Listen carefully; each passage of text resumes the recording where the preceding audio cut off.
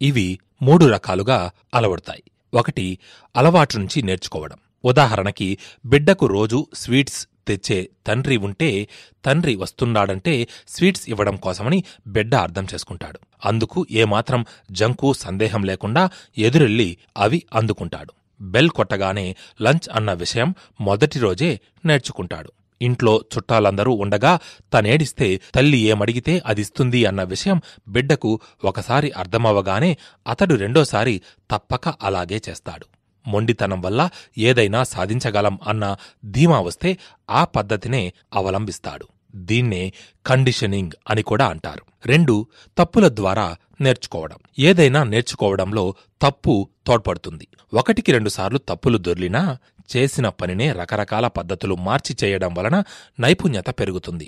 ఏ పద్ధతి వల్ల అయితే మనం తేలిగ్గా సమయం ఆదా చేసి చేయగలుగుతున్నామో అదే పద్ధతిని పర్మనెంట్గా అవలంబించడం జరుగుతుంది.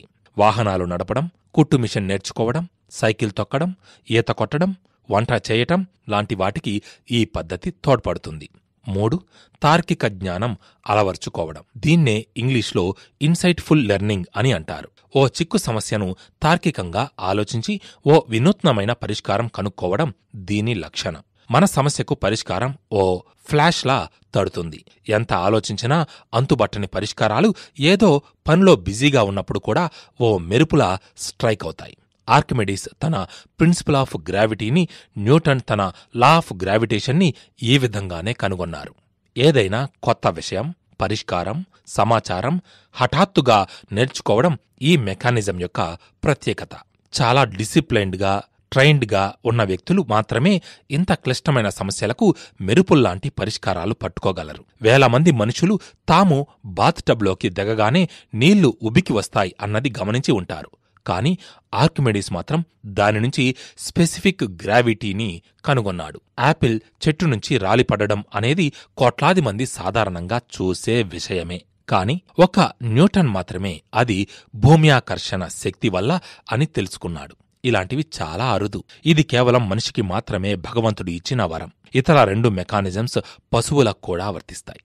అయితే ఈ లెర్నింగ్ అన్నది అమీబా నుంచి మనిషి వరకు ఉన్న జీవజాతిలో క్రమంగా ముఖ్య పాత్ర వహిస్తూ వస్తుంది. చిన్న చిన్న జంతువులు పెద్దగా ఏమీ నేర్చుకోకుండానే బ్రతికేస్తాయి. కాని మనిషి విషయంలో అలా కాదు. మెదడు, నర్వస్ సిస్టమ్ మరింత సంక్లిష్టంగా ఉంటాయి. నేర్చుకోవడానికి మెదడు చాలా అవసరం. అతి చిన్న వయసులో మనం నేర్చుకునే విషయాలు మనపై చెరగని ముద్ర వేస్తాయి. వాటినే అలవాటుగా మార్చుకుంటాం. చేసిన పనినే అదే ఆర్డర్లో తిరిగి తిరిగి మెకానికల్గా అదేదో గాలి పీల్చుకోవడం అన్నంత మామూలు స్థితిలో చేసేది అలవాటుగా మారిపోతుంది. మన ప్రమేయం లేకుండానే చేసేస్తూ ఉంటాం. పొద్దున్నే లేవడం, పళ్ళు తోముకోవడం, కాఫీ తాగడం, న్యూస్ పేపర్ చదవడం లాంటివి ఉదాహరణలు. ఇవి చేస్తున్నప్పుడు మనం వీటి గురించి పెద్దగా ఆలోచించం. మనకున్న వేరే పెద్ద సమస్యల గురించి ఆలోచిస్తూ ఆటోమేటిక్గా ఇవి చేసేస్తూ ఉంటాం. తార్కిక జ్ఞానం అలవర్చుకోవడం. దీన్నే ఇంగ్లీష్లో ఇన్సైట్ఫుల్ లెర్నింగ్ అని అంటారు. ఓ చిక్కు సమస్యను తార్కికంగా ఆలోచించి ఓ వినూత్నమైన పరిష్కారం కనుక్కోవడం దీని లక్షణం. మన సమస్యకు పరిష్కారం ఓ ఫ్లాష్లా తడుతుంది. ఎంత ఆలోచించినా అంతుబట్టని పరిష్కారాలు ఏదో పనిలో బిజీగా ఉన్నప్పుడు కూడా ఓ మెరుపులా స్ట్రైక్ అవుతాయి. ఆర్కిమెడీస్ తన ప్రిన్సిపల్ ఆఫ్ గ్రావిటీని, న్యూటన్ తన లా ఆఫ్ గ్రావిటేషన్ని ఈ విధంగానే కనుగొన్నారు. ఏదైనా కొత్త విషయం, పరిష్కారం, సమాచారం హఠాత్తుగా నేర్చుకోవడం ఈ మెకానిజం యొక్క ప్రత్యేకత. చాలా డిసిప్లైన్డ్గా, ట్రైన్డ్గా ఉన్న వ్యక్తులు మాత్రమే ఇంత క్లిష్టమైన సమస్యలకు మెరుపుల్లాంటి పరిష్కారాలు పట్టుకోగలరు. వేల మంది మనుషులు తాము బాత్టబ్లోకి దిగగానే నీళ్లు ఉబికి వస్తాయి అన్నది గమనించి ఉంటారు. కాని ఆర్కిమెడీస్ మాత్రం దానినుంచి స్పెసిఫిక్ గ్రావిటీని కనుగొన్నాడు. యాపిల్ చెట్టు నుంచి రాలిపడడం అనేది కోట్లాది మంది సాధారణంగా చూసే విషయమే. కాని ఒక న్యూటన్ మాత్రమే అది భూమ్యాకర్షణ శక్తి వల్ల అని తెలుసుకున్నాడు. ఇలాంటివి చాలా అరుదు. ఇది కేవలం మనిషికి మాత్రమే భగవంతుడు ఇచ్చిన వరం. ఇతర 2 మెకానిజమ్స్ పశువులకు కూడా వర్తిస్తాయి. అయితే ఈ లెర్నింగ్ అన్నది అమీబా నుంచి మనిషి వరకు ఉన్న జీవజాతిలో క్రమంగా ముఖ్య పాత్ర వహిస్తూ వస్తుంది. చిన్న చిన్న జంతువులు పెద్దగా ఏమీ నేర్చుకోకుండానే బ్రతికేస్తాయి. కాని మనిషి విషయంలో అలా కాదు. మెదడు, నర్వస్ సిస్టమ్ మరింత సంక్లిష్టంగా ఉంటాయి. నేర్చుకోవడానికి మెదడు చాలా అవసరం. అతి చిన్న వయసులో మనం నేర్చుకునే విషయాలు మనపై చెరగని ముద్ర వేస్తాయి. వాటినే అలవాటుగా మార్చుకుంటాం. చేసిన పనినే అదే ఆర్డర్లో తిరిగి తిరిగి మెకానికల్గా అదేదో గాలి పీల్చుకోవడం అన్నంత మామూలు స్థితిలో చేసేది అలవాటుగా మారిపోతుంది. మన ప్రమేయం లేకుండానే చేసేస్తూ ఉంటాం. పొద్దున్నే లేవడం, పళ్ళు తోముకోవడం, కాఫీ తాగడం, న్యూస్ పేపర్ చదవడం లాంటివి ఉదాహరణలు. ఇవి చేస్తున్నప్పుడు మనం వీటి గురించి పెద్దగా ఆలోచించం. మనకున్న వేరే పెద్ద సమస్యల గురించి ఆలోచిస్తూ ఆటోమేటిక్గా ఇవి చేసేస్తూ ఉంటాం. మొదట్లో సైకిల్ తొక్కడం, వంట చేయడం, ఈత కొట్టడం లాంటివి స్కిల్స్ అని అనుకున్నాం. నేర్చుకునేటప్పుడు అవి స్కిల్స్, కానీ అలవాటైపోయాక, ప్రాక్టీస్ పెరిగాక మనం పెద్దగా ఏకాగ్రత చూపించకుండానే ఆ పనిని రొటీన్గా పూర్తి చేసుకుంటాం గనుక అవి అలవాట్లయిపోతాయి. అతి క్లిష్టమైన సమస్యల కోసం మన శక్తిని, తెలివితేటల్ని ఉపయోగించడం జరుగుతుంది. అందుకే సైకాలజిస్టులు అలవాట్లు అనే సబ్జెక్టు మీద అంత శ్రద్ధ చూపిస్తారు. మంచి అలవాట్లని చేసుకోవడం వలన మన జీవితాలు మరింత బాగుంటాయని వీరి భావన. మంచి పనులు చేయడం అలవాటైపోతే ఉన్న కొద్ది చెడ్డ గుణాలు కూడా తొలగిపోయి ఆ అలవాట్లే శాశ్వతమవుతాయి అని వీరు విశ్వసిస్తారు. కనుక పెద్దవాళ్లు తమ పిల్లలకు మంచి అలవాట్లని, క్రమశిక్షణని నేర్పాలి. పిల్లలు తల్లిదండ్రులు ఊహించినంత అమాయకంగా ఏమీ ఉండరు. వారిలో గమనింపు ధోరణి చాలా ఎక్కువ. తల్లిదండ్రుల మధ్య తేడాల్ని వాళ్ళు తేలిగ్గా గ్రహించేయగలరు. దీనిని తమకు అనుకూలంగా కూడా మార్చుకోగలరు. అయితే తల్లిదండ్రులు పిల్లలకెప్పుడూ ప్రేమ విషయంలో ఏ కొరత రానివ్వకూడదు. రివార్డ్స్ని వస్తురూపంలోనూ, చిన్న పొగడ్త రూపంలోనూ ఇస్తూ వారి ముందర కాళ్లకు బంధం వెయ్యాలి. అవసరమైతే చిన్నగా కోప్పడ్డమో, తమకిష్టం లేదని సున్నితంగా చెప్పడమో, మందలించడమో చెయ్యాలి. ఒక్కో సందర్భంలో ఒక్కో విధంగా దేనికి తగ్గట్టుగా అలా ప్రవర్తించడంతో పిల్లలు ఆ తేడాలు గమనించి తమ నడవడికను సరిదిద్దుకునే అవకాశం ఉంది. చిన్నతనం నుంచే పిల్లలు తల్లిదండ్రులు విధించే శిక్షలు తప్పించుకోవడానికే ప్రయత్నిస్తారు. కొంతమంది పిల్లలు తమ తల్లిదండ్రుల బలహీనతల్ని ఇట్టే పట్టేస్తారు. తమను కొట్టడం తల్లికో తండ్రికో ఇష్టం లేదని, తమ ఏడుపుని, మొండితనాన్ని భరించలేరని గ్రహిస్తారు. అందుకే ఏడ్చి, మొండితనం చేసి తమ కోరికలను సాధించుకుంటారు. ఒక్కోసారి పిల్లల్ని క్రమశిక్షణగా ఉంచే తల్లిదండ్రులకే భేదాభిప్రాయాలు తలెత్తే సమస్య ఉంది. దీంతో పిల్లలకి ఇద్దరూ చెరో రకమైన ఇన్స్ట్రక్షన్స్ ఇస్తారు. పిల్లలు దీన్ని ఓ అవకాశంగా తీసుకుని ఒకరికి తెలియకుండా మరొకరితో చేతులు కలిపి తమ పబ్బం గడుపుకోవాలని చూస్తారు. అందుకే పిల్లల్ని మరీ అమాయకులుగా అంచనా వేయకుండా వారి ఎదురుగానైనా కలిసికట్టుగా ఉండటం శ్రేయస్కరం. ఒక్కోసారి తల్లిదండ్రులకి కూడా కొన్ని ఇబ్బందులుంటాయి. ఇంట్లో ఉన్న ఇతర వ్యక్తులు, ముఖ్యంగా పెద్దవాళ్లు పిల్లల్ని పెంచడంలో వేరే రకమైన అభిప్రాయాలు కలిగి ఉండవచ్చు. పిల్లల్ని కొట్టడానికి, దండించడానికి వారు వ్యతిరేకత చూపవచ్చు. అలాంటప్పుడు వాళ్ళని కాదని వీరికి క్రమశిక్షణ నేర్పించడం సాధ్యపడదు. ఇంటి ఇరుగు పొరుగువారు కూడా రకరకాల సలహాలిస్తూ ఉంటారు. వాటిలో కొన్నైనా పాటించకపోతే భేదాభిప్రాయాలు తలెత్తే ప్రమాదముంది. ఇక స్కూల్లో టీచర్ పిల్లల విషయంలో వేరుగా ఆలోచించవచ్చు. తల్లిదండ్రులు ఏదైనా చెబితే పిల్లలు కాదు, మా టీచర్ అలా చేయమంది అంటారు. ఇలా పిల్లవాడి సాంఘిక జీవనం పెరిగే కొద్దీ అతన్ని ప్రభావితం చేసే ఇతర వ్యక్తుల అభిప్రాయాల్ని కూడా తల్లిదండ్రులు గుర్తించి గౌరవించవలసి ఉంటుంది. పిల్లవాడు అడలసెంట్ అయ్యేసరికి చాలామంది తమ తల్లిదండ్రుల పెంపకంలో ఏదో గొప్ప లోపముందని గ్రహిస్తారు. వారి ప్రవర్తన వీరికి అర్థం కాదు. ఇక కంట్రోల్ చేసే విషయాలు మర్చిపోవలసిందే. పిల్లల పెంపకం విషయంలో అనేకమైన భయాందోళనలకు గురవుతున్నాం. పిల్లలకి తిండి అరగకపోయినా కంగారు పడతాం. పిల్లలు త్వరగా నడక నేర్చుకోకపోయినా, తిట్లు నేర్చుకున్నా తెగ బాధపడిపోతాం. 3వ ఏడు రాగానే వాళ్ళని స్కూల్లో పారేసి ఇంకా అక్షరాలు దిద్దడం నేర్చుకోలేదేంటబ్బా అని దిగులు పడతాం. వయస్సు పెరిగే కొద్దీ పిల్లల చదువు, మార్కులు, ఐక్యూ గురించి దిగులు చూపిస్తాం. ఇవన్నీ కలిసి వాళ్ళ చిన్న బుర్రల్ని ఎంత అవస్థలకు గురిచేస్తాయో గుర్తించాం. ఇవన్నీ వాళ్ళని అయోమయంలో పడేసి వాళ్ళ అభివృద్ధికి నిరోధకాలు అవుతున్నాయేమో అని కూడా ఆలోచించాం. ఇవి మన తల్లిదండ్రులకు ఉండే బాధలు. తండ్రి మంచి స్థితిలో ఉండినట్లయితే పిల్లల భవిష్యత్తుని గురించి పెద్దగా చింతించాల్సిన అవసరం లేదు. వారు తండ్రి వృత్తినే చేపడతారు. వీరికి కెరీర్ విషయంలో పెద్దగా ఛాయిస్లు ఉండవు. చిన్నప్పుడు అమ్మ కొంగు పట్టుకు తిరిగి, తరువాత ఇరుగు పొరుగు వాళ్లతో చేరి ఆటలాడి, ఆ తరువాత ఓ వయసొచ్చాక తండ్రికి పనిలో సాయపడుతూ, తండ్రి ఇక పని చెయ్యలేని స్థితిలో అతన్ని రిటైర్ చేసి ఆ స్థానాన్ని భర్తీ చేయడం, పెండ్లిండ్లు, పిల్లలు అన్నీ త్వరగా జరిగిపోయి పెద్ద గొడవలు లేకుండా సాఫీగా సంసారాలు చేసుకుంటారు. వీరికి ఏ పిల్లల మనస్తత్వ శాస్త్రవేత్తల అవసరమూ ఎదురవ్వదు. యాంత్రిక జీవనం మొదలైనప్పటినుంచి సంఘంలో బ్రతకడం మరీ క్లిష్టతరమైపోయింది. రకరకాల ఉద్యోగాలు, రకరకాల చదువులు వెలిశాయి. చదువు అందరికీ లభ్యమైపోతూ ఉంది. బాల్యము, కౌమారము కూడా స్కూళ్లలోనే గడిచిపోతోంది. తరువాత ఏం చెయ్యాలా అన్నది అందర్నీ వేధించే ప్రశ్న. పిల్లల పెంపకాల గురించి కొత్తగా వెలువడిన అడ్డమైన థియరీలు, ఎవరినెలా పెంచితే ఏం జరుగుతుందోనని రకరకాలుగా చెప్పి ఏదీ అర్థం కాకుండా తల్లిదండ్రుల్ని అయోమయంలో పడేస్తాయి. చదువుకున్న తల్లిదండ్రులకి ఈ ప్రాబ్లమ్స్ మరీ ఎక్కువ. ఈ యాంగ్జైటీ ఎక్కువయ్యే కొద్దీ సమస్యలు మరింత జటిలంగా కనిపిస్తాయి. దాంతో పిల్లల నుంచి ఎక్కువ ఆశిస్తారు. దీనికంటే అసలు పిల్లల ప్రాబ్లమ్స్ ఏ విధంగా ఉంటాయో తెలుసుకోవడం మేలు. పిల్లల్ని అర్థం చేసుకోవడం తేలికే, ఎటొచ్చి వారిని కంట్రోల్ చేయడమే మరీ కష్టం. తల్లిదండ్రులు తమని తాము ముందు అదుపులో ఉంచుకోగలిగితే ఈ బాధ్యత సగం వదిలినట్లే. వారికిక తమ లోపాలు, తప్పిదాలు తమకే అర్థమై పిల్లల్ని శిక్షణలో పెట్టే సమయంలో వాటిని సరిదిద్దుకుని ప్రవర్తిస్తే ఎంతో సాధించినట్లే.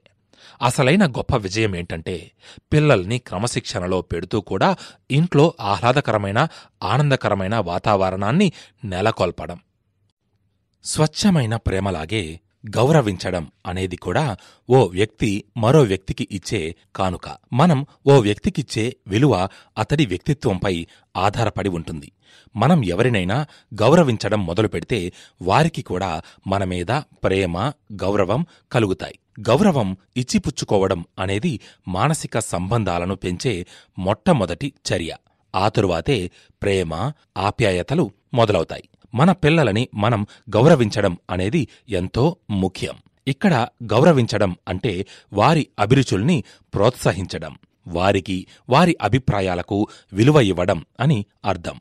పిల్లల పెంపకంలో గౌరవం అనేది ప్రేమ పునాదిరాలులా ఉంటే వాటిమీద పిల్లల ఉన్నత వ్యక్తిత్వం నిర్మింపబడుతుంది. అది అద్దాల మేడ, అందమైన మేడ అనేది మీ చేతిలో ఉంది. మీరు చదవబోయే ఈ పేజీల్లో మనిషిని మనిషి ఎందుకు గౌరవించాలి, పిల్లలు తమ తండ్రులకు ఎంత విలువ ఇవ్వాలి, తల్లిదండ్రులు తమ పిల్లలకు ఎంత విలువ, గౌరవం ఇవ్వవచ్చు అనే విషయాలు చర్చిస్తాం. ఒకే ఇంట్లో ఉండే వ్యక్తుల మధ్య బంధాలు సరిగ్గా లేకపోతే మానసికపరమైన అనారోగ్యాలు, వ్యక్తుల వ్యక్తిత్వాల పతనం ఎలా ఉంటుందో కూడా వివరించే ప్రయత్నం చేస్తాను.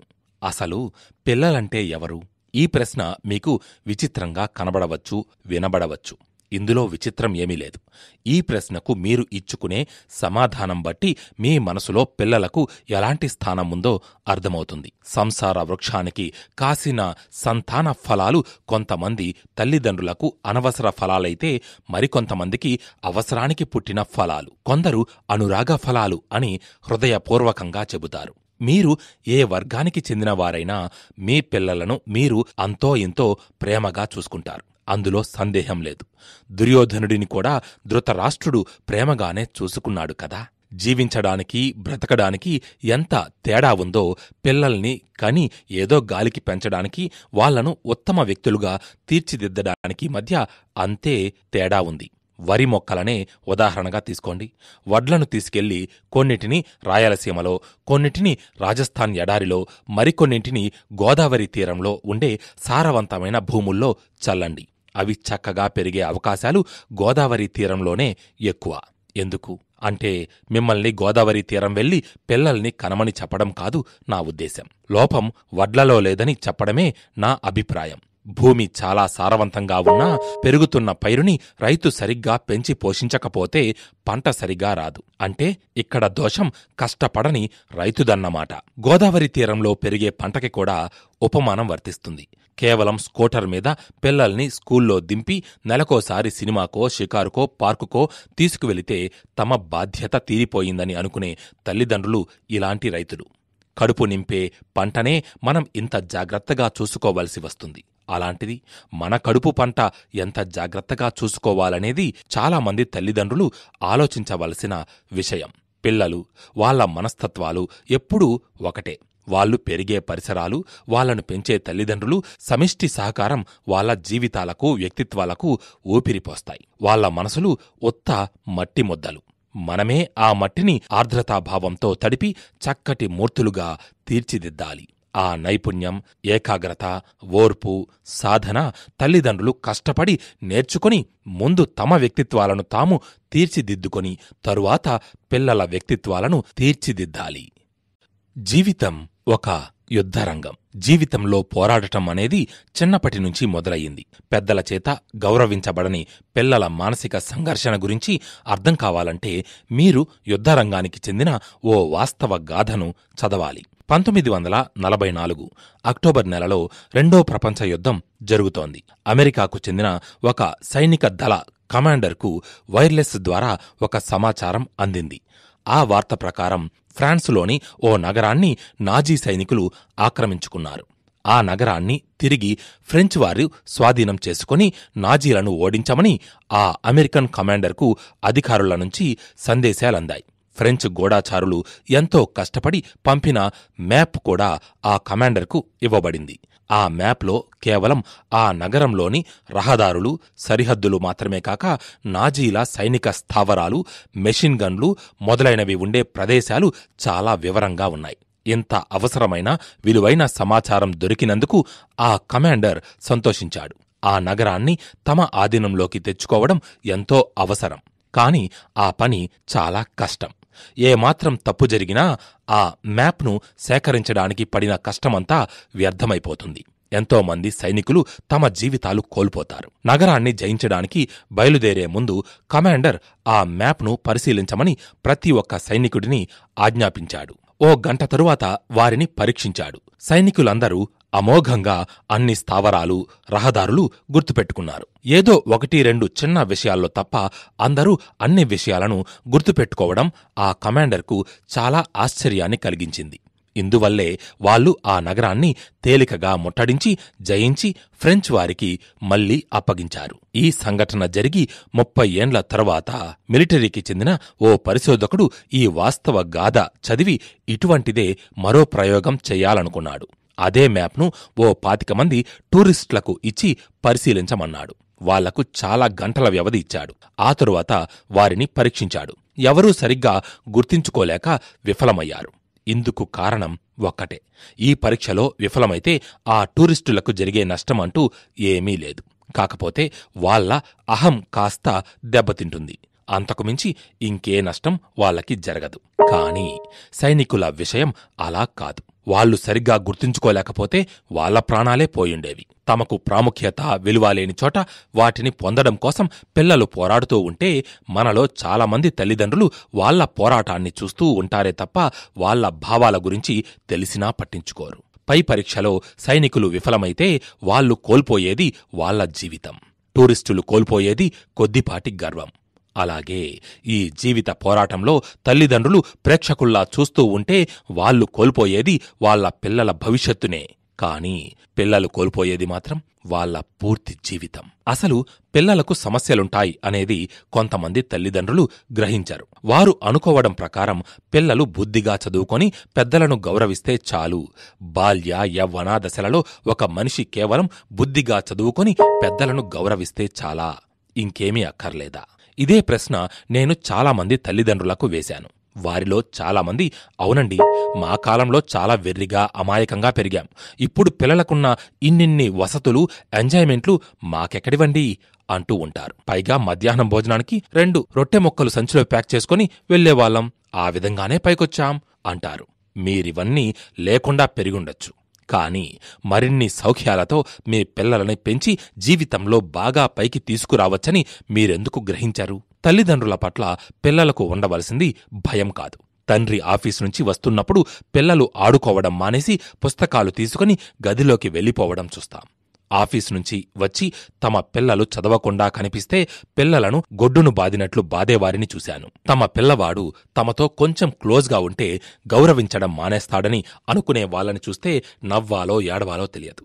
తమ సమస్యలు చెప్పుకుంటే తల్లిదండ్రులు తంతారని భయపడతారు పిల్లలు. ఉదాహరణకి, ఒక స్కూల్లో మీ పిల్లవాడి క్లాసులోనే మీ అబ్బాయి కన్నా కొంచెం లావుగా, ఎత్తుగా ఉండే అబ్బాయి ఏదో ఒక నెపం మీద మీ పిల్లవాడిని కొట్టాడు అనుకోండి. ఇంటికొచ్చి మీ పిల్లవాడు మీతో ఈ విధంగా క్లాసులో కొట్టాడని చెబితే వెంటనే మీరు వాడిని మాస్టర్ వద్దకు తీసుకువెళ్లటమో, ఆ కుర్రవాడి బ్యాక్గ్రౌండ్ ఏంటో పరిశీలించటమో చేయకుండా మీ అబ్బాయిని తిడతారు. మీకు స్కూల్కి వెళ్లే ఓపిక లేకపోవడం, అవతలి కుర్రవాడి వెనుక ఎవరున్నారు అనే అంతర్గత భయం తప్పునంతా మీ పిల్లల మీద తోసివేయడానికి కారణమవుతుంది. ఇలాంటి చిన్న చిన్న సమస్యలనే మీరు గుర్తించకపోతే ఇక కుర్రవాడు మీతో ఏ విధమైన కమ్యూనికేషన్ని ఏర్పరచుకోగలడు? మీ పిల్లవాడితో సక్రమమైన కమ్యూనికేషన్ ఏర్పరచుకోవాలి. సన్నిహితంగా మెలగాలి. చదువు చెప్పించటం, రాత్రిపూట పడుకోవటానికి రూమ్ ఇవ్వటం, అల్లరి చేస్తే కొట్టడం లాంటివి మాత్రమే తల్లిదండ్రుల బాధ్యత కాదు. పిల్లల తరపున సరైన నిర్ణయాలు తీసుకుని వారిని ఒక మంచి వ్యక్తిత్వం గల పౌరులుగా తీర్చిదిద్దటం తల్లిదండ్రుల కర్తవ్యం. సమస్యలు వారే పరిష్కరించుకోలేరా అని మీరడగవచ్చు. ఈ వయసులో మీరే మీ సమస్యలు పరిష్కరించుకోలేరు. చిన్నపిల్లలు వాళ్ల సమస్యలను వాళ్లే పరిష్కరించుకోగలరని ఎలా అనుకుంటారు? మీ లెవెల్లో మీ సమస్యలు మీకెంత పెద్దవిగా కనబడతాయో వాళ్ల లెవెల్లో వాళ్లకి అవి పెద్దవిగానే కనిపిస్తాయి. వాళ్ళు మెంటల్గా మెచ్యూర్ అయ్యే వరకు వారి సమస్యలను పరిష్కరించటం కూడా తల్లిదండ్రులుగా మీ బాధ్యతే. చిన్నపిల్లలకు ఎలాంటి సమస్యలుండొచ్చు ఓసారి గమనిద్దాం. స్కూల్లో అధ్యాపకులతో గొడవలు, తోటి మిత్రుల దురభ్యాసాల ప్రోత్సాహం, తమ లోపాల్ని ఎవరైనా ఎత్తి చూపించి తమని ఇంట్రావర్ట్గా చూస్తుంటే బాధపడటం, తల్లిదండ్రులు అర్థం చేసుకోలేకపోవడం, తమకన్నా మిగతా కుర్రవాళ్లకి ఎక్కువ మార్కులు రావటం, తమని క్లాస్ రూంలో ఒక బఫూన్గా మాస్టర్లు చిత్రీకరించి బాధపెట్టడం, ఇలాంటివన్నీ చిన్నపిల్లల సమస్యలే. తల్లిదండ్రులు తమని ప్రేమించకపోవడం అనేది పిల్లలకి చాలా పెద్ద సమస్య. ఇక్కడ ప్రేమించడం, ప్రేమించకపోవటం అవే పదాలు నేను ఎందుకు వాడానంటే, ప్రతి తల్లిదండ్రులు తమ పిల్లల్ని ప్రేమిస్తారు.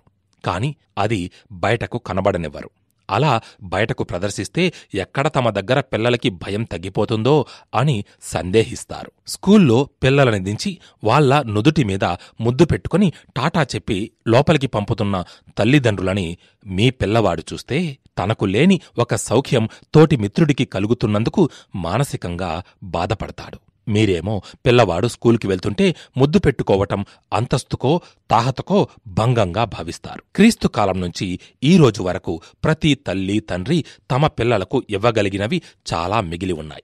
కాని ఇవ్వరు. దీనివల్లే తరచూ పిల్లలు ఫ్రస్ట్రేషన్కి లోనవుతూ ఉంటారు. పిల్లవాడు ఇంటికొచ్చేసరికి ఇంట్లో ఎప్పుడూ గొడవలు, అరుపులు, అశాంతి, తిట్టుకోవడం లాంటి అవాంఛనీయ పరిస్థితులు ఉంటే ఆ పిల్లవాడు మానసికంగా కృంగిపోతాడు. నిరుత్సాహకరమైన వాతావరణం పిల్లల జీవితాన్ని, వ్యక్తిత్వాన్ని మార్చేస్తుంది.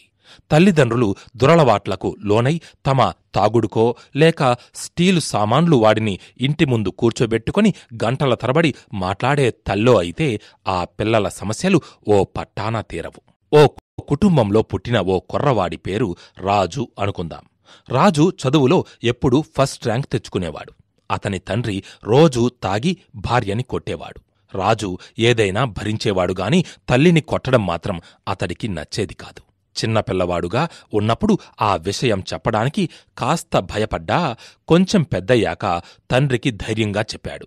తనకన్నా చిన్నవాడు తనని నిలదీయటం ఏమిటనే కోపంతో రాజు తండ్రి రోజూ ఏదో ఒక వంకతో అతన్ని తిట్టేవాడు. అతని స్నేహితుల ముందే అవమానించేవాడు. ఇవన్నీ భరించలేక రాజు ఇంట్లో ఉండి చదువుకోవటం మానేసి స్నేహితులతో తిరగటం, సినిమాలకెళ్లటం, సిగరెట్లు తాగటం, ఏదో పిచ్చి పిచ్చి ఆటలాడటం ఇలాంటి అలవాట్లను పెంపొందించుకున్నాడు. ఎప్పుడూ ఫస్ట్ క్లాస్ వచ్చే స్టూడెంట్ చదువులో వెనకబడ్డాడు. వీటన్నింటికీ మూలకారణం అతని తండ్రి అని చాలామంది ఊహించలేరు కూడా. ఒక సాయంత్రం రాజు ఇంటికొచ్చేసరికి తాగొచ్చిన తండ్రి చెల్లిని ఒక మూల పడేసి తంతూ అడ్డొచ్చిన తల్లిని బూతులు తిడుతున్నాడు. రాజు తల్లిని తండ్రి నుంచి దూరం చేసి తండ్రిని వరండా నుంచి కిందికి తోసేశాడు. నేలమీద పడిన అతని తండ్రికి అదో పెద్ద షాక్. మరోసారి నా తల్లి మీద చెయ్యి వేస్తే చంపేస్తాను అన్నాడు. తరువాత ఇంట్లోంచి బయటకొచ్చేశాడు. అప్పుడు రాజు ఆలోచనలు ఈ విధంగా ఉన్నాయి. నా తండ్రి మంచివాడే, తాగితేనే ఈ విధంగా ప్రవర్తిస్తాడు, మిగతా సమయంలో బాగానే ఉంటాడు. నన్ను అమ్మని ప్రేమగా చూసుకోవటం అతని బాధ్యత కాదా? అంత చిన్న చెల్లిని కొట్టడానికి అతనికి చేతులెలా వచ్చాయి? నేనింతకన్నా మిమ్మల్ని బాగా చూసుకోలేను. ఇష్టముంటే ఉండండి, లేకపోతే పొండి. అసలు మీకు తిండి నీడా కల్పిస్తున్నది నేను. వేరే వాళ్ళకంటే నేను 1000 రెట్లు నయం. మా నాన్న ఇంతకన్నా ఘోరంగా మమ్మల్ని, మా అమ్మను కొట్టేవాడు. మమ్మల్నైతే చింతబరికలతో బాధేవాడు. ఇలాంటి మాటలు ఆ తండ్రి అంటూ ఉంటే ఆ కుర్రవాడి మనసు ఎలా ఉంటుందో ఓసారి ఊహించండి. ఈ సంఘటన జరిగిన కొంతకాలానికి రాజు ఇంట్లోంచి శాశ్వతంగా వెళ్ళిపోయాడు. అతనిప్పుడు ఎక్కడ ఉన్నాడో ఎవ్వరికీ తెలియదు. రాజు ఎదుర్కొన్న సమస్యలకి 2 కారణాలున్నాయి. 1 రాజు గతం, 2 రాజు తండ్రి గతం. ఈ 2 గతాల మధ్య సరైన వారధి, అవగాహన లేకపోవటం వల్లే అలా జరిగింది. ఈ సమయంలో రాజు ఒక మంచి మిత్రుడి సహకారంతో తనని తాను సంస్కరించుకున్నాడు అని ఊహిద్దాం. మొదట నైతిక విలువలంటే ఏంటో రాజు నేర్చుకున్నాడు. తనను తాను గౌరవించుకోవడం మొదలుపెట్టాడు.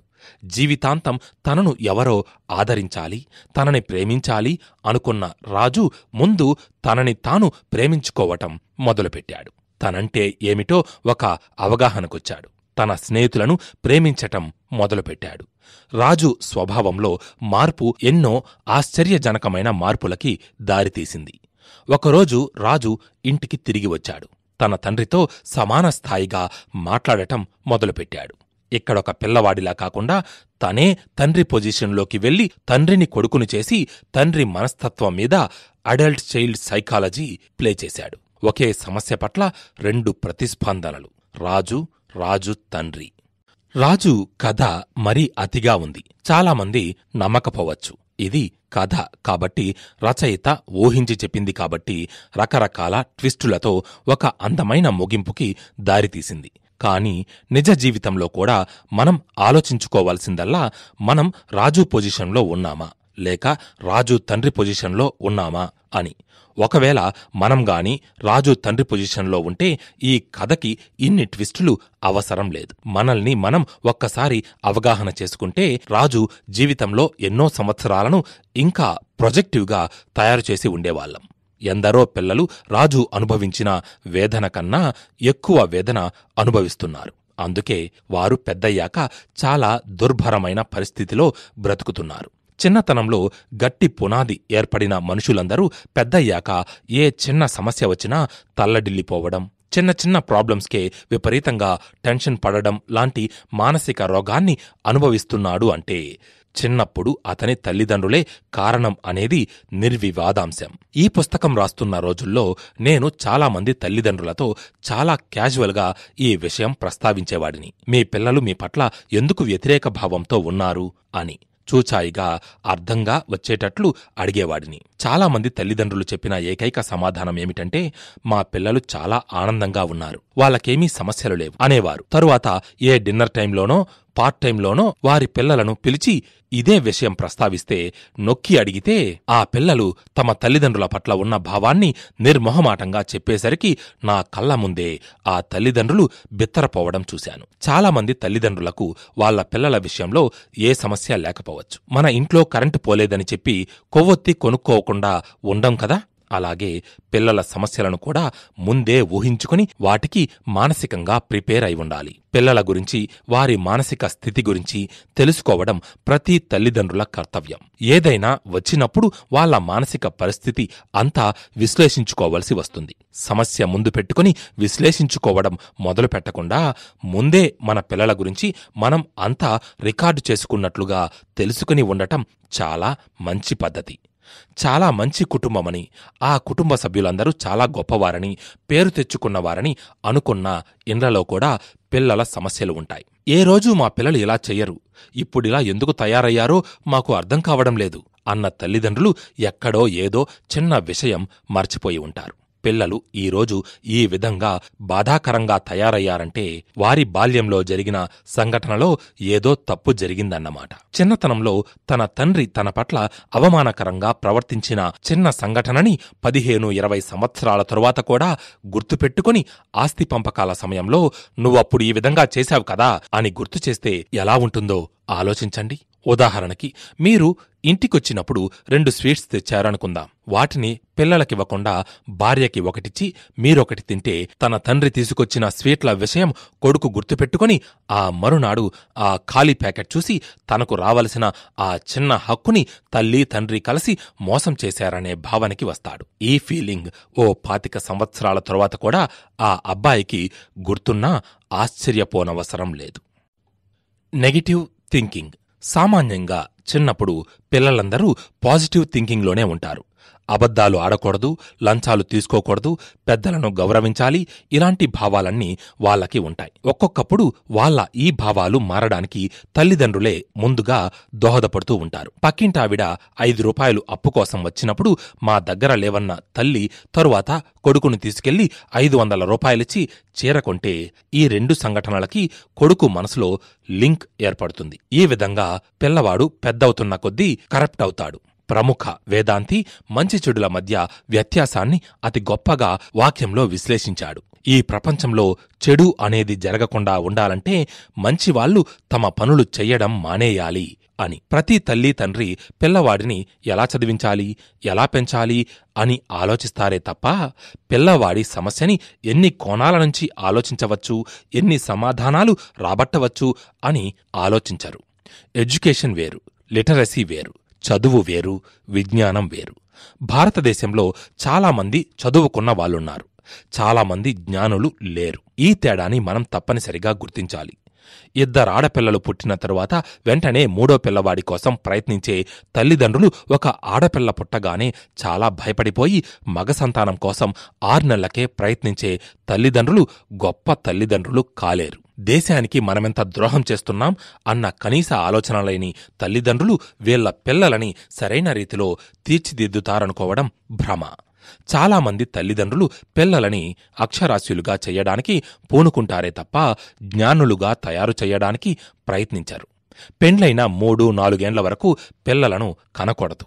భార్యాభర్తల మధ్య ఏదైనా అవగాహన లోపమొస్తే విడాకులకి పిల్లలు అడ్డంకి అవుతారు అన్న కనీసపు ఆలోచన కూడా వీళ్లలో ఉండదు. పెండ్లి చేసుకున్నప్పుడు విడాకులు అన్న సమస్య రావచ్చేమోనని కూడా వీళ్లు ఊహించారు. ఆ విధంగా పిల్లవాడికి మధ్య 1 సంవత్సరం కన్నా తక్కువ గ్యాప్ ఉంటే అది ఎంత దారుణమైన పరిస్థితికి దారితీస్తుందో కూడా తల్లిదండ్రులు ఊహించలేరు. ఇలాంటి తల్లిదండ్రుల పెంపకంలో పెరిగిన పిల్లలు జీవితంలో ఏ విధంగానూ పైకి రాలేరు. పిల్లవాడి తెలివితేటలని వాడి మార్కులతో పోల్చడం మరొక తెలివి తక్కువ చర్య. ఉదాహరణకి మీ పిల్లవాడికి క్లాస్లో 6వ ర్యాంక్ వచ్చింది అనుకోండి. మీ పక్కింటి పిల్లవాడికి మొదటి ర్యాంక్ వచ్చింది. అంత మాత్రాన ఆ పక్కింటి పిల్లవాడు మీ పిల్లవాడికంటే గొప్ప అని అనలేం. ప్రతి వ్యక్తిలోనూ కొన్ని లక్షణాలుంటాయి. ప్రతి వ్యక్తి ప్రతిభను ఎప్పుడూ ఒక లక్షణంతో లెక్కగట్టలేం. అలాగే పరీక్షలలో వచ్చే మార్కులతో కూడా లెక్కగట్టలేం. ఉదాహరణకి మీ పిల్లవాడు 8వ క్లాస్ చదువుతూ ఇంట్లో ఫ్యూజ్ పాడైతే దానిని రిపేర్ చేయగలడు అనుకోండి. మీ పక్కింటి కుర్రవాడికి కనీసం పెన్సిల్ చెక్కుకోవడం కూడా రాదు అనుకోండి. వాడికి ఫస్ట్ ర్యాంక్ వచ్చి మీ వాడికి సెకండ్ వస్తే జరిగే నష్టమేమీ లేదు కదా. మీరు స్టాటిస్టిక్స్ వేసుకుంటే జీవితంలో పైకి వచ్చిన వారందరూ 2nd క్లాస్ స్టూడెంట్సే. సోడాబుడ్డి కలద్దాలతో ఎప్పుడూ పుస్తకాలు ముందు పెట్టుకుని క్లాస్ ఫస్ట్ మాత్రమే జీవితాశయంగా చదివిన కుర్రవాళ్లందరూ టీచర్స్, ప్రొఫెసర్స్ లేక మేధావులుగా స్థిరపడ్డారే తప్ప డబ్బు సంపాదన విషయంలో గాని, రాజకీయాల్లో గాని, లోక పరిజ్ఞానం విషయంలో గాని పైకి రాలేదనే విషయం గుర్తుపెట్టుకోవాలి. ఇక ఐక్యూ. మీరు ఎప్పుడూ పాటుపడవలసింది మీ పిల్లవాడికి పరీక్షల్లో మార్కులెలా ఎక్కువగా వస్తాయా అని కాదు, మీ పిల్లవాడి ఐక్యూ పెంచడం ఎలాగా అని. లెక్కలు, సైన్స్, జనరల్ నాలెడ్జ్, తర్కం ఇవన్నీ ఐక్యూకి సంబంధించినవి. బట్టి పట్టి మార్కులు తెచ్చుకోవటమనేది ఐక్యూని తక్కువ చేసే చర్య. ఈ ఐక్యూలోనే లౌక్యం కూడా ఉంటుంది. ఒక సమస్య వచ్చినప్పుడు ఎలా పరిష్కరించుకోవాలో మీ పిల్లవాడే మీకు ఒక్కోసారి చెప్పవచ్చు.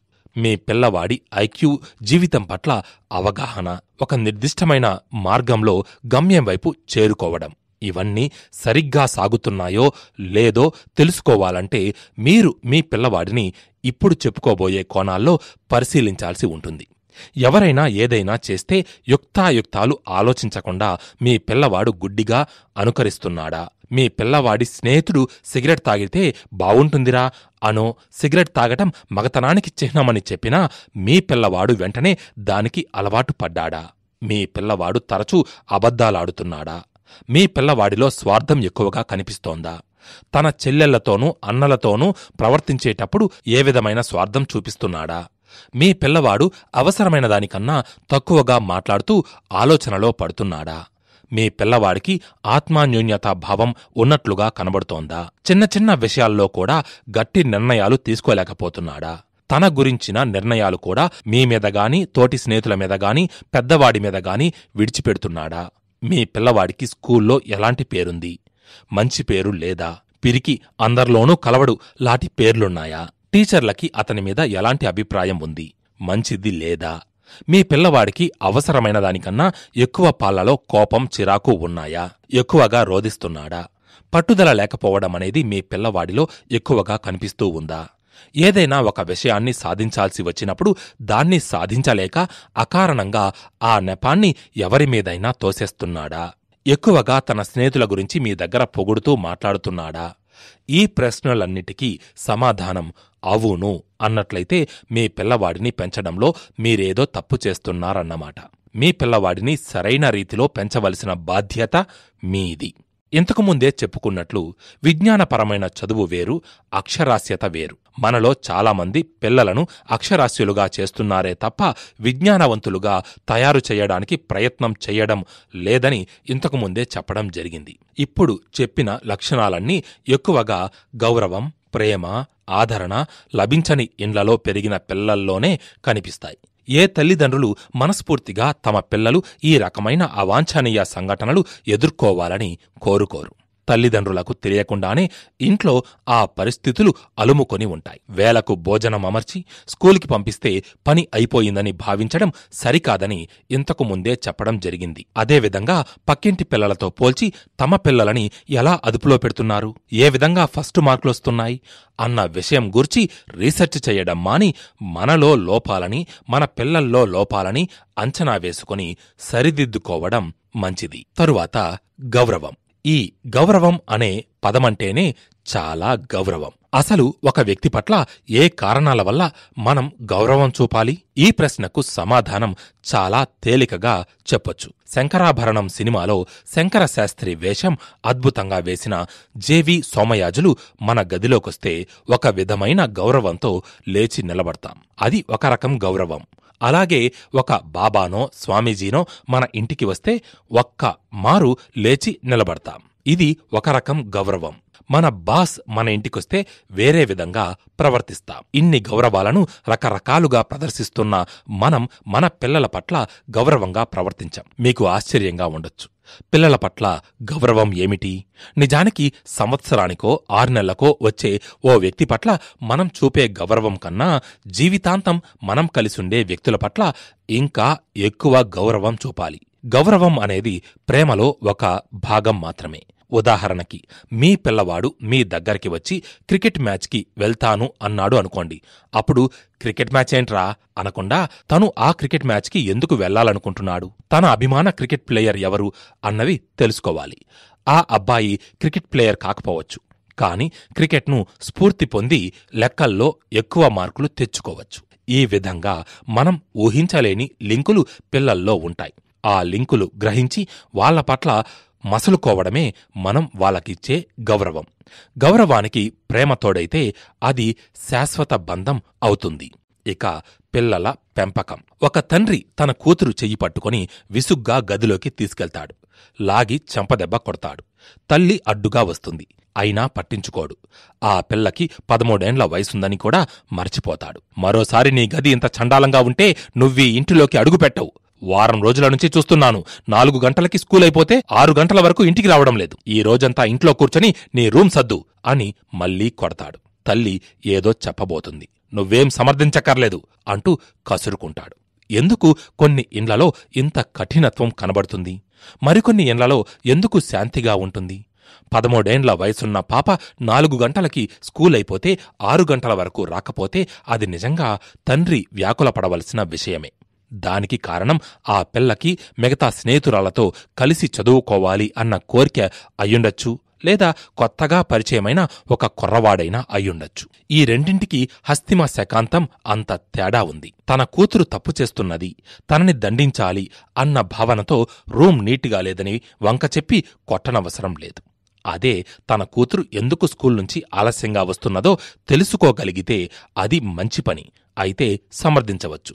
లేదా మగపిల్లవాడితో తిరగడం లాంటి వ్యవహారమైతే ఇలా కొట్టడం కాకుండా నెమ్మదిగా చెప్పడం ద్వారానో, అది తప్పు అని ఆ పిల్లకి మెల్లగా ఇంజెక్ట్ చేయడం ద్వారానో సరిదిద్దవచ్చు. వేరే నెపం మీద కొట్టడం కాకుండా, అంటే ఆ పిల్లని మానసికంగా తనకు దూరం చేసుకుని అవతలి కుర్రవాడు తీయటి మాటలతో చెప్పే ప్రభావం వైపు ఆకర్షితురాలయ్యేలాగా చెయ్యకూడదు. చాలామంది తల్లిదండ్రులు చేసే ఘోరమైన తప్పిదం ఇదే. తన కూతురు తెలిసి తెలియని వయసులో ప్రేమలో పడితే ఆమెని దండించడం ద్వారా నిస్సహాయురాలిగా చేసి, ఒంటరిదాన్ని చేసి మరింతగా ఆ కుర్రవాడి వైపు మొగ్గే విధంగా చేస్తారే తప్ప తమకున్న ప్రేమ, ఆప్యాయతల ద్వారా తమ వైపు ఆకర్షితులయ్యేలా చేసుకోరు. ఇంట్లో వాతావరణమే పిల్లల వ్యక్తిత్వానికి తోడ్పడే మరో కారణమవుతుంది. కొంతమంది ధైర్యస్థులుగా, ఆశావాదులుగా తయారైతే మరికొంతమంది ఎందుకూ పనికిరాని వాళ్లుగా తయారవడానికి కారణం తల్లిదండ్రులే అని ఇంతకు ముందే చెప్పడం జరిగింది. సాధారణంగా తల్లిదండ్రులు మిగతా పిల్లలతో వ్యవహరించే విధంగా తమ పిల్లలతో వ్యవహరించారు. ఒక స్నేహితుడు తమ కుటుంబంతో భోజనానికి వచ్చి పిల్లలని తీసుకొచ్చినప్పుడు ఆ పిల్లల దగ్గర కూర్చుని వాళ్ల యోగక్షేమాలు, ఎలా చదువుతున్నారో అన్నీ కనుక్కుంటారు. అదే వాళ్ల పిల్లల దగ్గరకొచ్చేసరికి ఒక్కసారి అలా ప్రవర్తించి ఉండరు. నాకు 10 ఏళ్ల వయసులో మా ఊరి నుంచి మా మావయ్య వచ్చాడంటే మా అందరికీ సరదా వేసేది. మమ్మల్ని అందరినీ కూర్చోబెట్టుకుని ప్రశ్నలు వేసేవాడు. ఏ సబ్జెక్ట్స్ చదువుతున్నామో అడిగి తెలుసుకునేవాడు. అప్పుడప్పుడు నాకు కొంచెం భయం కూడా వేసేది. న్యూటన్ సిద్ధాంతమో, ట్రిగ్నామెట్రీ ఫార్ములానో అడుగుతాడు అనుకునేవాళ్లం. కాని అవేమీ అడిగేవాడు కాదు. నిజానికి ఆ సబ్జెక్టులేవి అతనికి తెలియవు. మా దగ్గరకొస్తున్నప్పుడల్లా ఏవేవో బహుమతులు తీసుకొచ్చేవాడు. మాలో మాకే పరీక్ష పెట్టేవాడు. నెగ్గిన వాళ్లకి ఏ పెన్సిలో, నోట్బుక్కో బహుమతిగా ఇచ్చేవాడు. అతని రాక కోసం మేమెంతగానో ఎదురుచూసేవాళ్లం. మాకా రోజు ఏ సినిమా ప్రోగ్రాం ఉన్నా, క్రికెట్ మ్యాచ్ ఉన్నా క్యాన్సిల్ చేసుకునేవాళ్లం. అంటే మాకు అత్యంత ఆనందాన్నిచ్చే అభిరుచుల కన్నా మా మావయ్యే మమ్మల్ని ఆకట్టుకునేవాడు. ఒకరోజు మా మామయ్యే మాకు కాగితం, కలం ఇచ్చి మాలోని బలహీనతలు రాయమన్నాడు. నాకు బాగా గుర్తు. ఇది చాలా చెత్త ప్రశ్నగా నేను ఆ రోజు భావించాను. కాని రాయటం మొదలు పెడితే వెంటనే అందరి పేజీలు నిండిపోయాయి. తరువాత ఆయన మీలో మంచి గుణాలేమిటో రాయండి అన్నాడు. నేను చాలాసేపు ఆలోచించాను. 2-3 కన్నా ఎక్కువ తోచలేదు. అదొక నవ్వుల ప్రహసనంగా ఆ రోజు మారింది. ఇన్ని సంవత్సరాలైనా ఆ సంఘటన అంత బాగా గుర్తుపెట్టుకున్నానంటే ఏ మానసిక శాస్త్రవేత్త చెయ్యలేని పనిని ఆ రోజుల్లో మా మామయ్య చేశాడు. వెన్నెల్లో ఆడపిల్ల రచన ఈ మావయ్యకే అంకితమిచ్చాను నేను. అసలు మన బలహీనతలేంటి, మన ప్లస్ పాయింట్స్ ఏంటి, మన స్వభావమేమిటి మనకి తెలుసా? తెలుసుకోవడానికి ప్రయత్నం చేస్తున్నామా? ముందు మనల్ని మనం అర్థం చేసుకుని మన పిల్లలని అర్థం చేసుకోవడానికి ప్రయత్నించాలి. మీ పిల్లల సమస్యలు విని అర్థం చేసుకోవడానికి ఓపిక కావాలి. సాధారణంగా ఆడపిల్లలు తండ్రులతో దగ్గరగా ఉంటారు. కాని కొన్ని సమస్యలు మాత్రం తల్లులకే చెప్పుకుంటారు. చాలామంది ఆడపిల్లలు చెప్పుకునే సమస్యలని తల్లులు వింటారే తప్ప సలహాలు ఇవ్వరు. కొన్ని మంచి గుణాలు కొందరి ఇండ్లలో చాలా చాదస్తంగా పరిణామం చెందుతూ ఉంటాయి. ఒక తల్లికి ఇల్లు నీట్గా ఉంచుకోవాలి అన్న కోరికే ఉండొచ్చుగాని ప్రతిరోజు గదంతా తడిగుడ్డతో తుడవటం, సోఫాలపై కవర్లు మారుస్తూ ఉండటం లాంటివి పిల్లలకి చాదస్తంగా కనబడవచ్చు. ఇక ప్రేమించడం, ప్రేమ ప్రకటించడం. మనం మన పిల్లలని కేవలం ప్రేమిస్తే సరిపోదు. అప్పుడప్పుడు ప్రకటిస్తూ ఉండాలి. అప్పుడప్పుడేంటి, నిరంతరం ప్రకటిస్తూ ఉండాలి. వాళ్ళ చిన్న విజయాల పట్ల మనం కొన్ని పరిస్థితులలో ఉత్సాహం కూడా చూపించవలసి ఉంటుంది. వాళ్ళు మనతో పంచుకునే భావాల పట్ల, మనతో చెప్పే విషయాల పట్ల మనకెంత ఉత్సాహం ఉంది అనేది వాళ్ళకి అర్థమయ్యేలా వ్యక్తీకరించాలి. స్కూల్లో అలసిపోయి ఇంటికొచ్చిన పిల్లలను తల్లి చిరునవ్వుతో పలుకరించి వాళ్లకోసం తాను ఎదురుచూస్తున్నాను అన్న విషయం తెలిసేలా చెయ్యాలి. అప్పుడు పిల్లలు చాలా సంతోషపడతారు. పిల్లవాడు స్కూల్ నుంచి వచ్చే టైంకి తల్లి తన బెడ్రూంలో నిద్రపోతూనో లేక ఇంటి వెనకనున్న మెట్లపై కూర్చొని పని మనిషితో కబుర్లు చెబుతూనో ఉంటే అది అతడి మనసు మీద ఒక అసంతృప్తి భావాన్ని తప్పక కలగజేస్తుంది. తమ రొటీన్ లైఫ్లో పిల్లవాడు ఒక భాగం అన్న భావాన్ని తల్లిదండ్రులు పిల్లవాడికెప్పుడూ కలిగించకూడదు. కేవలం బొమ్మలు, వస్తువులు కొన్నంత మాత్రాన పిల్లలు సంతోషపడరు. చిన్న విషయాలు కూడా గొప్ప సంతృప్తినిస్తాయి. మార్జిన్లు గీయడం, పుస్తకాలకి అట్టలు వేయడం లాంటి చిన్న పనులు నిజమైన దగ్గరతనాన్ని కలగజేస్తాయి. నోట్బుక్లో టీచర్ గుడ్ అని రాస్తే పిల్లవాడు చాలా సంబరపడుతూ వచ్చి తల్లిదండ్రులకు ఆ విషయం చూపించాలనుకుంటాడు. అదేదో చాలా రొటీన్ విషయంలాగా సర్లేరా అంటే పిల్లల మనసు చివుక్కుమంటుంది. చాలామంది తల్లిదండ్రులు పిల్లవాడిని ఎక్కువ పెరిగి చదువు పట్ల నిర్లక్ష్యం చేస్తాడేమో అని భావిస్తుంటారు. కాని అది తప్పు. విజయం కన్నా గొప్ప విజయం ఇంకేదీ లేదు. కొంతమంది పిల్లలకి బొమ్మలు వేసే అలవాటు ఉంటుంది. వాళ్లు వేసిన పిచ్చి గీతలని కూడా గర్వంతో తల్లికో తండ్రికో చూపిస్తారు. అలాంటప్పుడు వాళ్ళని ప్రోత్సహించవలసిన బాధ్యత తల్లిదండ్రులదే. అదేవిధంగా టీవీలో తనకిష్టమైన అడ్వర్టైజ్మెంట్ ఏదో కార్టూన్ షోనో వచ్చినప్పుడు పిల్లలు తల్లిదండ్రులను లాక్కొచ్చి చూడమంటూ టీవీ ముందు కూర్చోబెడతారు. మనం ఈ వయసులో కూడా మంచి సినిమా చూసి మంచి కథ చదివి ఎలా ప్రతిస్పందించాం అనేది మన స్నేహితులకు చెబుదామనుకుంటాం. అలాంటిది ఒక చిన్న పిల్లవాడు తాను స్పందించిన విషయాన్ని తల్లిదండ్రులకు చెప్పాలి అనుకోవడంలో తప్పులేదు కదా. ఇక మీ తల్లిదండ్రులను మీరు ప్రేమించండి. మీ పిల్లల చేత మీరు గౌరవింపబడాలి అనుకునే ముందు మీ తల్లిదండ్రులను మీరెంత గౌరవిస్తున్నారు అనే విషయం ఆలోచించండి. మీ తల్లిదండ్రుల పట్ల మీ ప్రవర్తన బాగుంటే దాని ప్రభావం మీ పిల్లల మీద కూడా పడి మిమ్మల్ని గౌరవిస్తారు. అన్ని మత గ్రంథాలలోనూ తల్లిదండ్రులను ప్రేమించమని గౌరవించమని తప్పకుండా ఉంటుంది. కాళిదాసులాంటి గొప్ప కవి కూడా ముందుగా పార్వతీ పరమేశ్వరులను తన తల్లిదండ్రులుగా భావించి స్తుతించాడు. గౌరవించడం అనే విషయాన్ని మీ పిల్లలు ఎలా గ్రహించగలరు? చూడడం ద్వారా, చూసిన దానిని అర్థం చేసుకోవడం ద్వారా. తమకంటే పెద్దవాళ్లు తమ తల్లిదండ్రులను గౌరవిస్తూ ఉంటే చూసి పిల్లలు కూడా తమ తల్లిదండ్రులతో ఎలా ఉండాలో తెలుసుకుంటారు. ఉదాహరణకి, ఒక ఇంట్లో తాత, తండ్రి, కొడుకు ఉంటే తండ్రికి తాతకి అనుక్షణం పడకపోతే, తాతని తండ్రి నిర్లక్ష్యం చేస్తూ ఉంటే, కొడుకు ఒక వయసు వచ్చేసరికి తండ్రిని మానసికంగా దూరం చేసుకుంటాడు.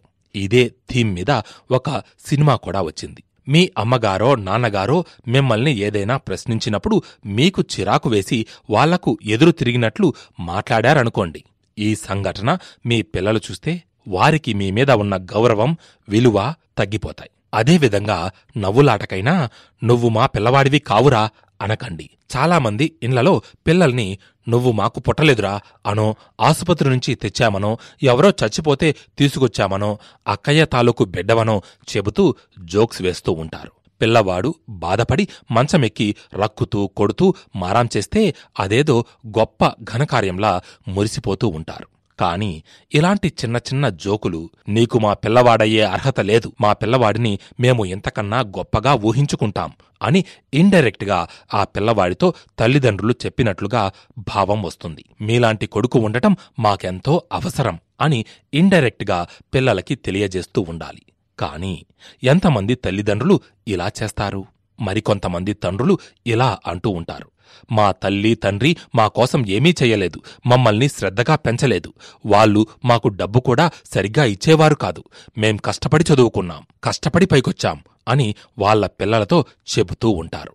వీళ్ళు అంతర్గతంగా చెప్పేదేంటంటే, మా తల్లిదండ్రులు మాకిచ్చే సదుపాయాల కన్నా మీకు ఎక్కువ సదుపాయాలు ఇస్తున్నాం అని. ఇది కేవలం ఒక ఆత్మాన్యూన్యతా భావం ఉన్న తండ్రి తన కొడుకు దగ్గర అహాన్ని చూపించుకోవడమే తప్ప మరే విధంగానూ ఉపయోగపడే విషయం కాదు. దీనిని గురించి విపులంగా వేరే చోట చర్చిద్దాం. ఎప్పుడైనా పిల్లవాడొక తప్పు చేస్తే వాడిని దండించే ముందు అదే వయసులో మీరు చేసిన తప్పు, మీ తల్లిదండ్రులు దండించిన విధానము, దానికి మీరెలా ప్రతిస్పందించారు అనేది ఆలోచించండి. ఉదాహరణకి, మీ పిల్లవాడు స్కూల్లో పెన్ పారేసుకొని వచ్చాడు అనుకోండి. వాడిని మీరు కొట్టబోతారు.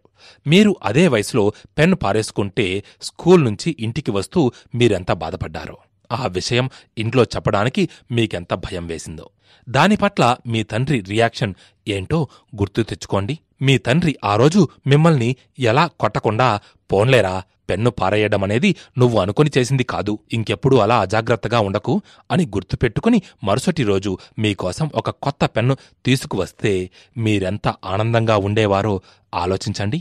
మీరు మీ తండ్రి ప్రవర్తన ఎలా ఉంటే బాగుండేది అని అనుకున్నారో మీ కొడుకు కూడా మీ ప్రవర్తన అలా ఉండాలని కోరుకుంటాడు.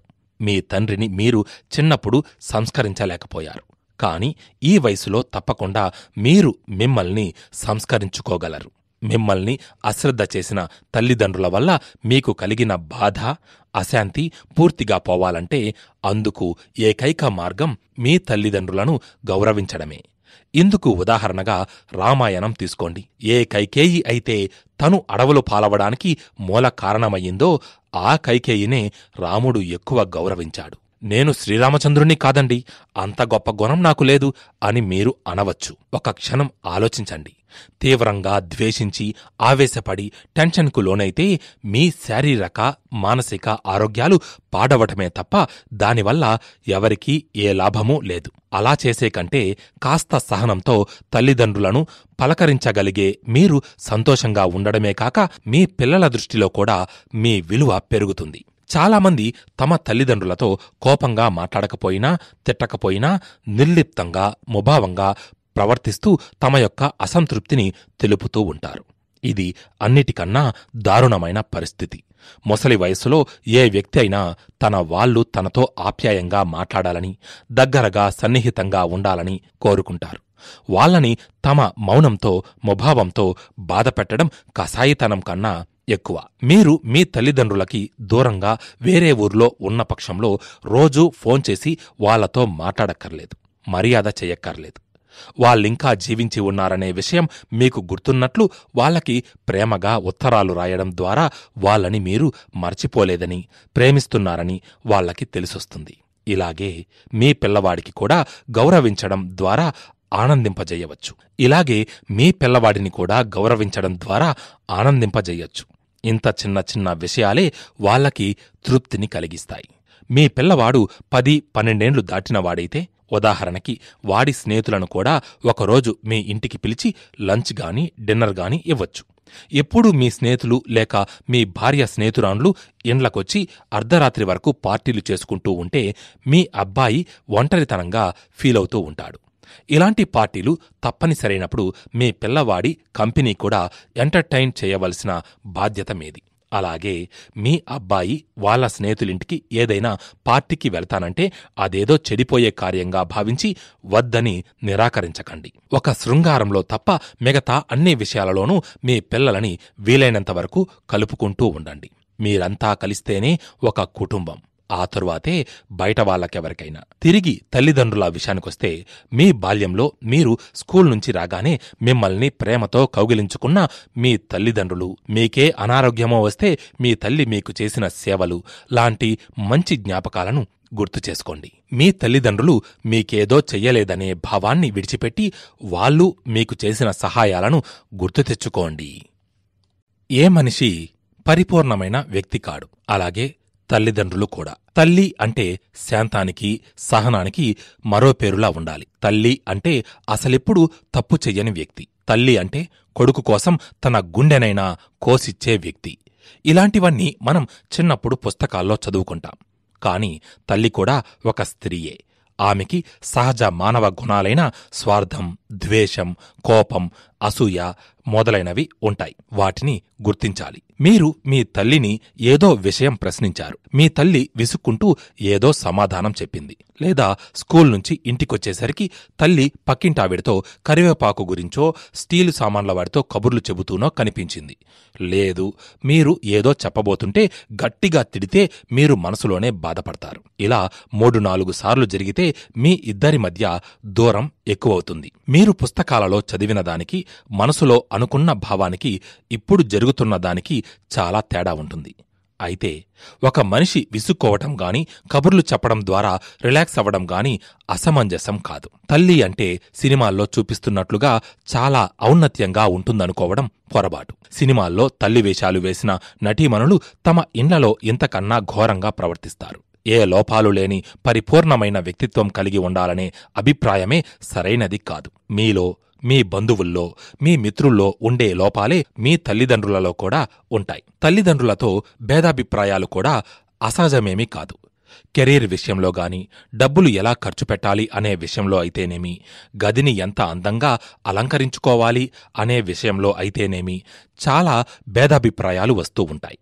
వాళ్ళ జనరేషన్ వేరు, మీ జనరేషన్ వేరు.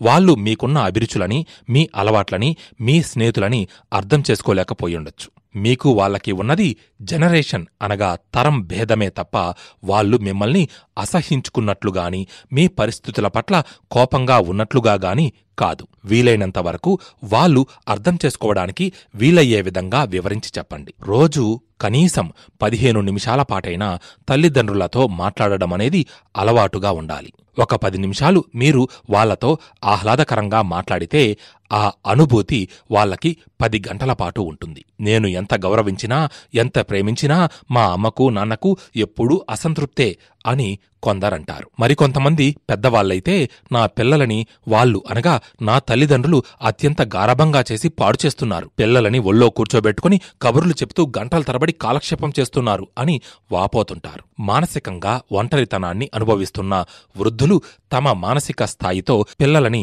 సరిపోల్చుకుని దగ్గర పడాలని ప్రయత్నిస్తూ ఉంటారు. వాళ్ళిరువురూ ఒకే స్థాయిలో స్నేహం పట్ల స్పందిస్తూ ఉంటారు. దీన్ని మనం అర్థం చేసుకోవాలి. మీరు చెబుతున్న వాదన కూడా నిజమే అయ్యుండొచ్చు. మీ పిల్లలని ఏ విధంగా పెంచదలుచుకున్నారనే విషయాన్ని మీ తల్లిదండ్రులకు అర్థమయ్యే రీతిలో చెప్పండి చాలు. ఆఫ్టరాల్ వాళ్ళు మిమ్మల్ని పెంచి పెద్ద చేసినవారు. మీకు మీ తల్లిదండ్రుల మనస్తత్వం బాగా తెలిసుంటుంది. అలాగే మీ మనస్తత్వం వాళ్ళకింకా బాగా తెలిసి ఉంటుంది. వాళ్లకు నచ్చని పనులు చేస్తే మీరు వాళ్ళని అగౌరవపరిచారనుకుంటారు. ఉమ్మడి కుటుంబాల్లో ఈ సమస్య ఎక్కువగా కనిపిస్తుంది. అల్ప సంతోషులైన తల్లిదండ్రులతో ఏ సమస్య ఉండదు. వాళ్ళని గుడికి తీసుకెళ్లినా ఆసుపత్రికి తీసుకెళ్లినా చాలా సంతోషపడుతూ ఉంటారు. మీరు ఆప్యాయంగా రాసే ఉత్తరాలకి కరిగిపోతారు. మీకు ఏదైనా సమస్య వచ్చినప్పుడు మీ తల్లిదండ్రులను సంప్రదించండి. వాళ్ళిచ్చిన సలహాలు మీరు పాటించారా లేదా అన్నది వేరే విషయం. కేవలం సంప్రదిస్తే చాలు, వాళ్ళు సంబరపడిపోతారు. కొందరు తల్లిదండ్రులకి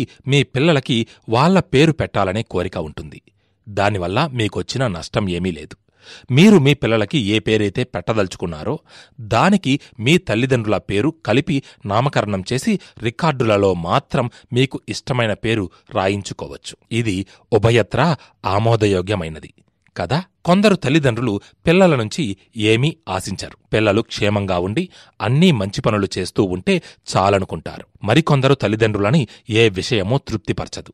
ఎన్ని వస్తువులు కొనిచ్చినా ఎన్నిసార్లు యాత్రలకు పంపించినా ఇంకా ఏదో తక్కువైనట్లు భావిస్తూ కటువుగా మాట్లాడుతారు. అటువంటి వాళ్ళని మార్చడం చాలా కష్టం. చిన్నతనంలో వాళ్ళు పొందిన అసంతృప్తినంతా మీమీద చూపిస్తారన్నమాట. అటువంటి వాళ్ళని మార్చడానికి ఒకటే మార్గం. మీ వ్యక్తిత్వాన్ని మీరు నిలబెట్టుకుంటూ మీ వైపు నుంచి పొరపాట్లు చెయ్యకుండా ప్రవర్తిస్తూ ఉండడం. మా తల్లి తండ్రి మా కోసం ఏం చేశారని గౌరవించాలి? చిన్నప్పటి నుండి ఒక్కసారైనా మా తండ్రి మమ్మల్ని ముద్దుగా చూసుకున్న పాపాన పోలేదు అన్న పిల్లలని నేను చూశాను. వాళ్ల సమస్యలు సమంజసంగానే ఉంటాయి, కరెక్ట్గానే ఉంటాయి. ముఖ్యంగా తల్లిదండ్రులు దెబ్బలాడుకోవటం, వాటికి తామే ప్రత్యక్ష సాక్షి అవడం, వీళ్ళని ఈ విధంగా తల్లిదండ్రుల పట్ల నిరాసక్తులను చేస్తాయి. తల్లిదండ్రులు దెబ్బలాడుకొని ఒకళ్లతో ఒకళ్ళు మాట్లాడకుండా ఇంటిని ఒక నిశ్శబ్ద యుద్ధరంగంగా చేస్తే పిల్లల మీద ఆ ప్రభావం ఉంటుంది. అలాగే తన కళ్ల ముందే తల్లిని కొడుతున్న తండ్రిని ఏ పిల్లవాడు సహించలేడు. ఇలాంటివన్నీ